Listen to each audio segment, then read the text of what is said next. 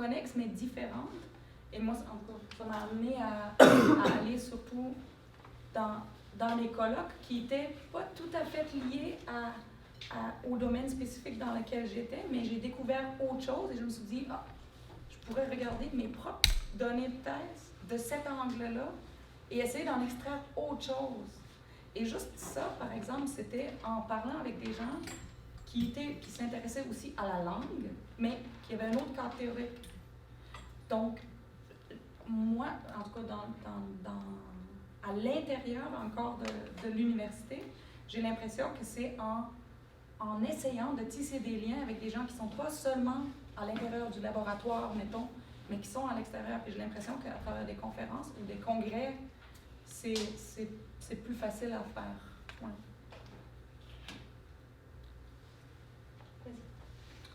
Il y a deux aspects. Il y a se détacher de sa thèse de façon générale et il y a le faire à tous les jours. Et moi, ce que je faisais quand j'écris ma thèse, c'est que je me forçais à arrêter. Je me donnais un nombre maximal d'heures. Je me disais ce matin, puis je l'ai écrit ma thèse en une année, top chrono, 500 pages. Parce que j'ai fait cette technique-là. C'est que le matin, je commençais à 6 heures et à midi, j'arrêtais. Souvent, le problème, c'est qu'on commence à écrire, si on est en rédaction, et on écrit jusqu'à ce qu'on s'écœure, parce qu'on a un nœud. Et là, le lendemain, on recommence. Oh non, on est sur le nœud. J'ai un ami qui a parti un site Facebook extraordinaire qui s'appelle « J'ai commencé un doctorat, mais ma thèse avance pas pantoute. » Et ça fait 8 ans qu'il fait sa thèse de doctorat. Il a perdu beaucoup de temps sur ce site. Mais finalement, Annie, je pense que je perds beaucoup de temps à cause du site que j'écris qui a fait boule de neige. Mais si vous pouvez retrouver ça, ça va vous permettre de décrocher en lisant les aventures de vos congénères. Moi, je voyais la question un petit peu différemment, comment se détacher de sa thèse, chercher à identifier ce que j'ai appris dans ma thèse peut me servir à faire quoi d'autre. Alors, si je te donne un petit exemple, moi, je me souviens, c'était pas au niveau de ma thèse, c'était plus au niveau de ma maîtrise, quand je faisais des éléments finis puis que j'utilisais FEMLab. À un moment donné, j'ai commencé à regarder sur les départements de mathématiques et ça sert à quoi, et dans les entreprises, ça sert à quoi les éléments finis. Et puis j'ai découvert que c'était une technique qui était très utilisée par les ingénieurs, puis que je pourrais peut-être travailler à Michelin parce qu'ils utilisaient ça pour regarder l'adhérence des pneus sur le sol. Et là, à ce moment-là, j'ai toujours cherché à regarder quels sont les acquis, quelles sont les méthodologies, quels sont les outils que j'utilise en thèse ou en doctorat et qui peuvent me servir dans l'industrie ou dans ma vie quotidienne, ma vie professionnelle quotidienne ailleurs. Et c'est là où j'ai appris à identifier d'autres intérêts. J'ai commencé à identifier des compagnies en me disant « Ah ben finalement, au doctorat par exemple, où je travaillais aussi sur la variabilité du rythme cardiaque, où je me suis dit « Ah ben finalement, Medtronic, qui est une compagnie qui travaille, qui fait des pacemakers, ah ben ça pourrait être intéressant. » C'est peut-être pas tout à fait relié directement, mais ça pourrait être intéressant, j'aurais peut-être pas tout perdu. Donc, prendre cette espèce de recul sur est-ce que les hypothèses que j'ai posées dans ma thèse sont infirmées ou confirmées? Est-ce que ma méthodologie est adéquate, oui ou non? Quelles sont mes perspectives de recherche pour refaire une méthodologie puis répondre aux questions que la première méthodologie n'arrivait pas à répondre? Puis se dire plutôt quelles sont les compétences, les acquis, les outils, la façon de construire une méthodologie que j'ai appris, puis comment je pourrais le transposer ailleurs? Puis où j'aurais le goût de le transposer plus? Dans quel secteur d'application, dans quel contexte j'aurais le goût de le transposer plus? Au NRC, dans une entreprise de médical, dans une entreprise d'environnement, dans une entreprise dans le secteur automobile. Essayer de se faire cette espèce d'exercice avec son projet de thèse. De rien.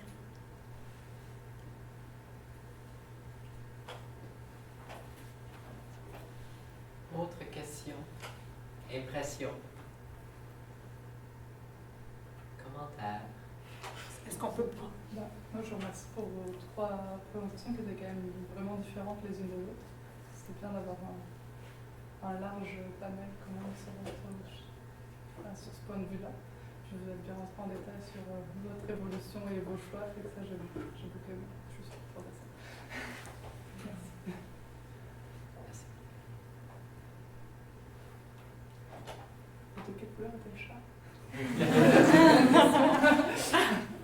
Et je suis persuadée que c'est à ça que j'ai eu l'emploi.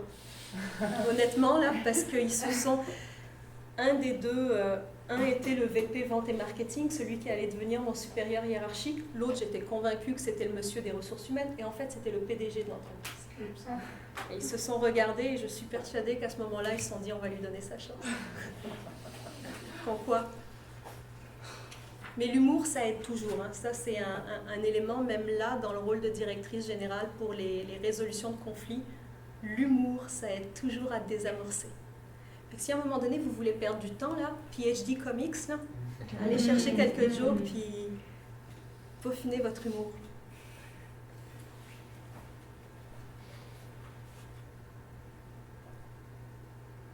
Il y a une question ce matin qui a été énoncée à l'effet quand quelqu'un a un PhD et qui n'est pas ingénieur.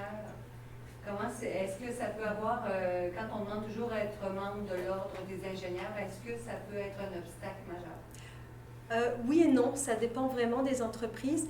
Je dirais non parce que même si on n'est pas ingénieur, il y a moyen de faire les examens pour être ingénieur.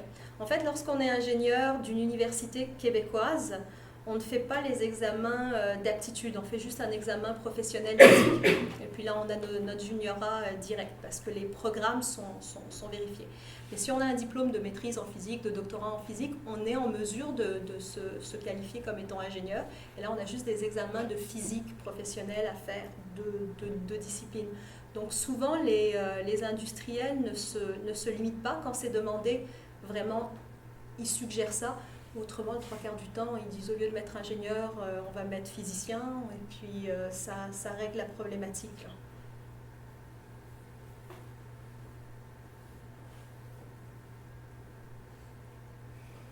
Moi, j'aurais peut-être une question. Madame Fontaine, vous avez évoqué le fait de se tenir une checklist des compétences qu'on a.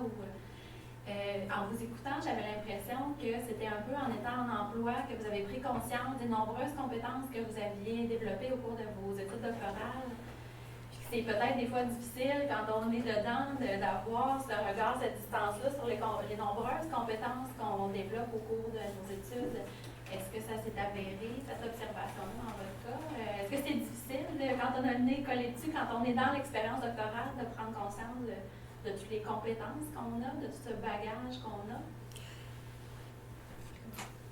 Oui, c'est très, très, très difficile et je vous dirais que c'est pour ça qu'il faut essayer de rentrer des fois dans le milieu du travail avec une certaine humilité. Moi, j'avais mis mon doctorat, mais j'ai accepté un salaire d'ingénieur, un poste d'ingénieur. Je n'ai pas tout de suite demandé la grosse affaire. Okay? Puis quand j'ai obtenu le travail, là, la première année, dans l'expérience, là, je voyais que je ne faisais pas les choses de la même façon que tout le monde. J'ai un petit peu mouton noir là, dans mes façons de faire. Et puis, j'ai commencé à cliquer que certains acquis du doctorat venaient m'aider à faire les choses différemment. Et là, les autres ont commencé à me regarder différemment aussi.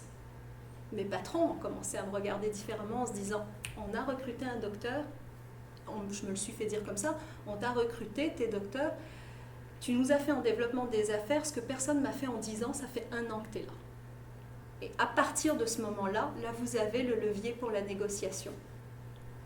Puis commencez à faire valoriser votre diplôme de doctorat comme étant une expérience professionnelle.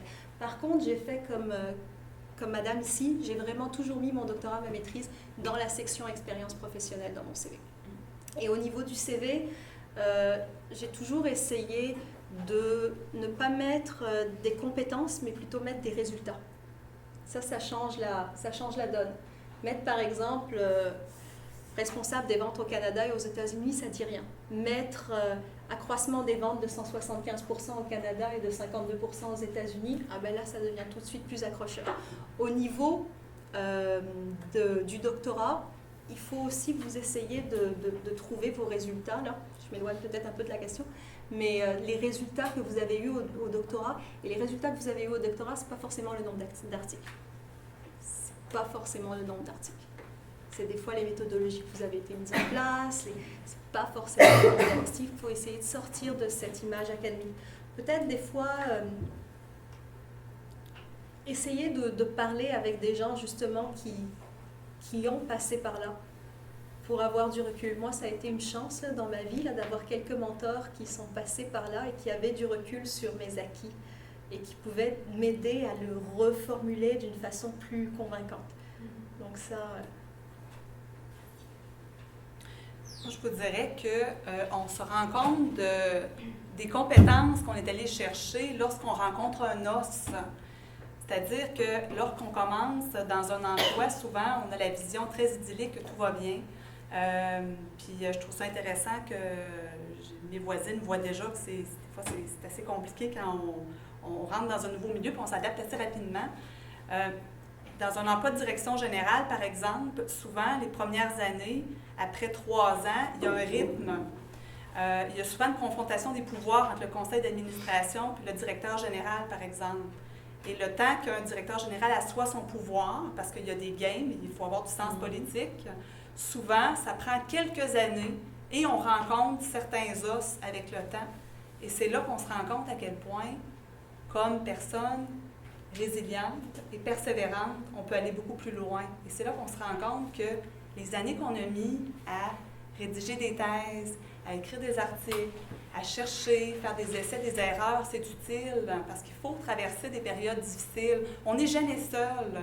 Aussi savant puisse-t-on être, en fait, je pense qu'on ne l'est jamais, puis on se rend compte bien humblement qu'on ne sait pas grand-chose dans la vie au fur et à mesure qu'on commence. Le regard d'autrui est important dans une organisation.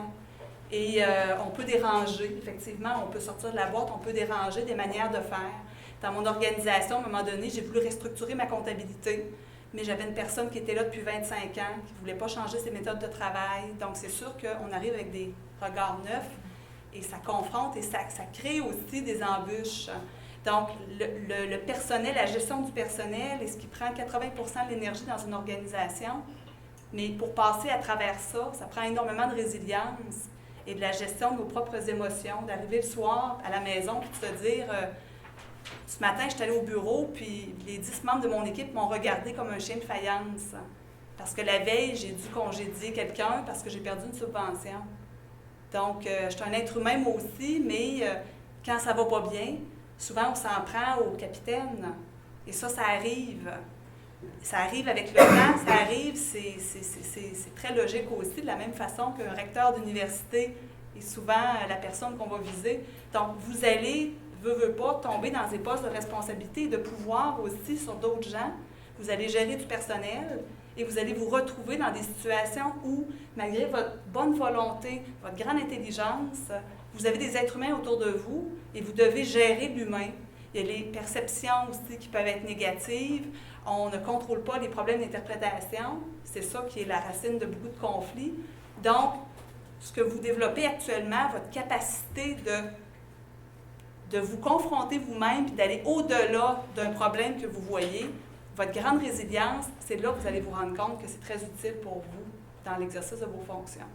Mais on est... moi, je pense que la vie, des fois, nous scrape un petit peu, excusez-moi l'expression, mais avec le temps, on confronte des événements dans le marché du travail qui font en sorte qu'on devient de plus en plus humble. Il faut arriver à ça parce que c'est pas facile. Puis même si on est intelligent, puis même si on étudie longtemps, finalement, sur le plancher des vaches, c'est pas comme ça que ça se passe. Donc, mais ce que vous avez fait, ça va être utile pour ça parce que vous êtes capable d'aller au-delà des apparences, puis vous êtes résilient. Puis moi, je pense que le mot résilience, c'est ce qui nous caractérise tous, en fait. D'être capable d'aller au bout de quelque chose, c'est de la connaissance. Bien, c'est votre plus grande force, puis vous allez vous en rendre compte dans le marché du travail si ce n'est déjà fait. Ouais. Je me suis tellement souvent retrouvée à me dire, mais qu'est-ce que je fais ici? Pourquoi je fais ça pendant plusieurs années au début, quand j'ai finalement continué à vraiment me concentrer là-dessus, ça allait mieux. Mais j'avais 2 mentors, en fait, que j'ai rencontrés en cours de route, c'est un peu ce que tu disais aussi. Puis c'était des personnes qui m'avaient inspirée, mais que j'ai inspirée pour une façon que j'ignorais à ce moment, pour une raison que j'ignorais à ce moment-là, mais qui ont en fait un peu fait ressortir ce que j'avais comme potentiel. Puis j'ai essayé je suis comme sautée sur le train. J'ai fait, ben, si c'est pas avec les gens avec qui je travaille officiellement, qu'on va avoir ces discussions inspirantes où j'ai l'impression que finalement mes idées, c'est pas niaiseux, c'est quand même intéressant. Je veux dire, non, je veux pas dire que ça a été sous-entendu comme ça, mais c'était juste des questions d'intérêt. Mais moi, ça m'a tellement... C'était une de mes amies maintenant, aujourd'hui, mais une de mes collègues qui a dit « As-tu des données déjà? Es-tu pilote quelque chose? » Et on va à un colloque. C'était pas les autres gens, c'était... J'ai essayé de me trouver, et le mot réseautage vient là-dedans, quelqu'un qui partageait un peu mes intérêts, puis qui disait hey, « C'est donc bien intéressant ce que tu fais. » Tu sais, je pense que si c'est pas nous autres mêmes, en nous regardant dans le miroir, qu'on trouve que c'est super ce qu'on fait, il faut essayer de se trouver les gens qui peuvent nous apporter cette vision de nous et de voir que ça peut aller ailleurs à partir de là. Mais moi, personnellement, c'était avec les autres que j'ai pu le faire.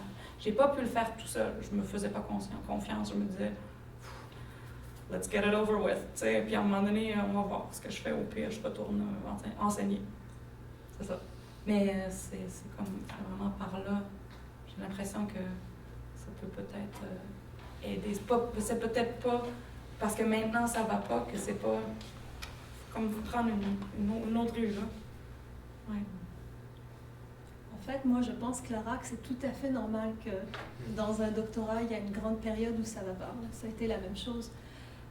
Puis quand j'ai mentionné rapidement dans mon parcours qu'à un moment donné, j'ai décidé de prendre un 4h, 5h de travail dans une pharmacie comme caissière, à faire mon travail de caissière et à sortir les poubelles à la fin de mon chiffre, parce que j'avais besoin de me connecter à la vraie population, à l'humanité, puis au cycle normal de la vie, qu'à Noël, en fait Noël on le prépare, puis on n'est pas en train d'être sur une rédaction d'articles, qu'à Pâques, ça existe. Et au doctorat, il y a eu un moment donné où il faut savoir que la population humaine, on est moins de 2% à avoir un doctorat, mais quand on est là-dedans, on a l'impression que tout le monde a un doctorat et on a l'impression que la compétition est féroce et que si à la fin du doc, on n'a pas une position de prof, on est foutu et que si à la limite, on pense qu'on voudrait peut-être pas être prof, alors là, on est vraiment des incompétents finis et on se le fait suggérer par tout ce milieu-là, on devient comme des spectres dans notre milieu de recherche. Moi aussi, j'ai eu un directeur de recherche qui était totalement absent. Et puis, ça, c'est vraiment fréquent pour la plupart d'entre nous. Et il y a un moment donné où je te dirais que ce qui a changé ma vie, c'est quand j'ai pas abandonné, mais lâché prise. Et il y a vraiment pas abandonné, mais lâché prise. Parce qu'à un moment donné, je sentais que le poste de prof, il n'allait pas arriver tout de suite. Mais je le voulais tout de suite. Puis je ne voulais pas passer par le postdoc parce que finalement, en finissant le doctorat, je commençais à avoir des amis qui étaient en postdoc, mais pas depuis 2 ans, depuis 5 ans, depuis 7 ans, et qui se disaient, ma seule opportunité, c'est peut-être être professionnel de recherche ou aller en vulgarisation scientifique, mais ils vont prendre quelqu'un avec une formation de journaliste, donc je suis finie. Pourquoi j'ai fait ça? Ça ne sert à rien. À un moment donné, j'ai décidé de lâcher prise, de me dire, regarde, ça peut se passer différemment. Il est possible que je sois obligée d'aller en industrie. Il est possible que j'aille au ministère. Je ne sais pas où je vais passer. Il faut que je trouve un job. Mais ça ne veut pas dire qu'une position de chercheur ou une position de prof ne reviendra pas au bout du chemin. Et là, quand on s'autorise que notre rêve peut être encore accessible, mais qu'on va commencer par prendre la première opportunité à s'ouvrir une porte, ou à chercher à s'ouvrir une porte, quelle qu'elle soit, mais qu'on va aller cheminer vers notre rêve, puis que ça va être un cheminement, ça va être une légende personnelle, comme disait Paulo Coelho, puis qu'on lâche prise, puis qu'on se dit j'ai le droit à ma destinée. Puis ce qui aide beaucoup, là, les TED conférences, j'étais abonnée à ça, là. Les TED conférences, les YouTube, là, où tu vois des gens qui réussissent, qui partent de nulle part, puis qui finissent par aboutir, là. Allez chercher quelques comme ça, vidéos, là, qui nous redonnent l'énergie, puis se dire que vous aussi, vous êtes peut-être ces gens-là exceptionnels. De toute façon, vous l'êtes, vous êtes moins de 2% de la population humaine. Mais vous êtes cette population exceptionnelle qui avait un chemin, puis c'est juste que pour l'instant, tu n'arrives pas à le voir, mais après, tout va se mettre en place. Donc, espoir. Moi, j'ajouterais que la mauvaise nouvelle, mais qui en est une excellente en même temps, c'est qu'on doute, on est des gens qui doutons, parce que c'est dans notre ADN, parce qu'on est des gens qui sont curieux, donc on va toujours douter de tout, y compris de nous-mêmes. Donc c'est normal, et on va le continuer de douter tout au long de notre carrière. Je doute constamment, et ce qui risque fort d'arriver aussi, c'est qu'on va avoir des cycles professionnels très, très courts, parce qu'on se remet en question au bout de 3 ans. Moi, je m'ennuie dans mes postes au bout de 3 ans. 4 ans, directrice générale, je commençais à avoir fait le tour du jardin dans cette discipline-là. J'aurais pu faire autre chose ailleurs, mais à un moment donné, c'est qu'on se remet en question. Donc ça, je pense qu'il faut en être conscient. Puis, la deuxième petite chose, c'est qu'on a le mot succès étampé sur le front. On est dans une société qui est assez axée sur la performance actuellement. Puis on sent que, on a tendance à se comparer nos cartes d'affaires, puis le voisin, il a tel poste, moi j'ai tel poste. Autorisez-vous à vivre ce que vous avez à vivre au jour le jour. Si vous n'avez pas la grosse carrière un jour, et alors, qu'est-ce que ça peut bien faire? Qu'est-ce qui vous pousse? Qu'est-ce qui nous pousse tous à toujours vouloir faire plus? Alors que notre curiosité, celle qu'on a, celle de chercheur, parce qu'on veut avoir des réponses à nos questions, c'est ce qu'il y a de plus beau. On va tous mourir un jour. Il y a une chose qui est certaine, c'est que dans 100 ans, il n'y a plus personne ici qui va être encore en vie. Donc, on a juste une vie à vivre. Autorisez-vous les erreurs, autorisez-vous les dépressions passagères, tout à fait normal au doctorat. Puis, sortez dans le bois, allez méditer, allez voir des amis. Puis, autorisez-vous à ne pas savoir ce que vous allez faire l'année prochaine. Improvisez, puis les choses vont arriver naturellement. Puis si vous ne le savez pas, puis vous doutez, allez prendre un verre avec un ami qui fait son doc ou qui en a fait un, puis lâchez-vous lousse, puis autorisez-vous à chialer de temps en temps. On va toujours douter tout le temps. Puis moi, je doute encore là, puis je vais douter encore. Puis là, j'ai commencé de nouvelles patentes. Je me dis, pourquoi je recommence encore d'autres patentes? Mais vous allez faire des patentes toute votre vie. Ça va être comme ça, parce que vous aimez ça. Disons-le, on est pareil, on est tous comme ça. Sinon, on ne ferait pas des études de 3e cycle. Ça n'a ni queue ni tête. Économiquement parlant, est-ce que c'est payant de faire du 3e cycle? Non, mais on va le dire. Hein? Il serait mieux de faire un bon programme d'ingénieur, d'avocat, un 4 ans, être membre d'un ordre professionnel, aller sur le marché du travail, et c'est fini, la chose est finie. Vous commencez de travailler, vous cumulez des REER, jusqu'à la retraite, et c'est pas vous, ça, c'est pas moi. Puis même si la société vous dit que dans la vie, ça nous prend un REER à 20 ans, une maison à 22 ans, un ci, un ça, sortez de la boîte, puis restez vous-même. Puis quand vous aurez 70 ans, sur votre lit de mort, 70, 60, 80, vous allez être content de la vie que vous avez vécue, vous allez avoir quelque chose à donner en héritage à vos enfants. Si vous en avez. Wow! Je vois par vos sourires que ça fait du bien entendre. Non, mais lâchez-vous